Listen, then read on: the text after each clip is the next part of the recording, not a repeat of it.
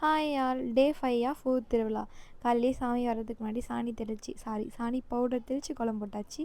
அழகு கொடுத்திட்டு வந்தாங்க அத்தை. ஸோ அவங்களோட வேண்டுதல் ரொம்ப பெரிய அழகு, ரொம்ப கஷ்டமான வேண்டுதல் பண்ணிகிட்ருக்காங்க. ஸோ அதுக்குள்ளே எல்லா சாமியும் வந்துடுச்சு. இன்றைக்கி ரொம்ப பேர் இருந்தாங்க, ஊரே வந்துச்சு. இன்றைக்கி நல்லா போச்சு. இன்றைக்கி நிறைய கொட்டு அது இதுன்னு எல்லாமே வச்சு எடுத்துகிட்டு வந்தாங்க. இன்றைக்கி தான் நான் பால் குடம் எடுக்கிறேன். சாமி வந்துட்டு ரிட்டன் சாமி போகும்போது எல்லோரும் சாமி கூடயே போயிடணும், பால் குடம் எடுக்கிறவங்கலாம். இன்றைக்கி நல்லா ஸ்பெஷலாக நல்லாவே இருந்துச்சு டெய்லியும் விட.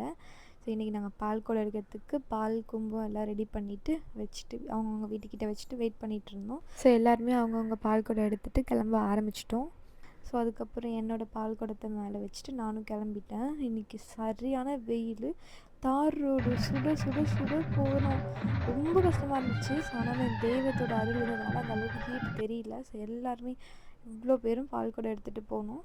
சாமிக்கிட்ட இந்த பால் குடத்தை செலுத்திட்டு அப்புறம் அங்கேயே பந்தி போட்டாங்க. இன்றைக்கி ஃபுல்லாக அன்னதானம். ஸோ அங்கேயே சாப்பிட்டுட்டு பொறுமையாக வீட்டுக்கு வந்தாச்சு. வீட்டுக்கு வந்து காலை பார்த்தா தான் தெரியுது என்னென்னு.